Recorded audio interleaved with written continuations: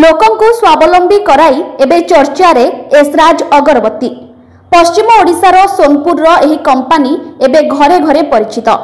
एसराज अगरबत्ती कंपानी दीर्घ 14 वर्ष हेब सारा ओडिशा रे सेवा प्रदान करुछि। कंपानीर मुख्य प्रयास है निजे रोजगार करने सहित आउ 5 जन को रोजगार देबा। एसराज कंपानी ठारू जो माने धूपकाठी मेसिन किनिबे घरे रही मासकु अति कम रे 15,000 रु 20,000 टंका रोजगार करिवे। धूपकाठी आपण तैयारी करी सुखाई एसराज कंपानी को केजी हिसाब रे बिक्री करिवे। ताको कंपानी नै भल करी बाछि बास्नायुक्त करी तांको एसराज ब्रांड रे बाजार रे बिक्री करिवे। तेणु आपण मानकर किछि भी मार्केटिंग टेंशन रहिबो नाही।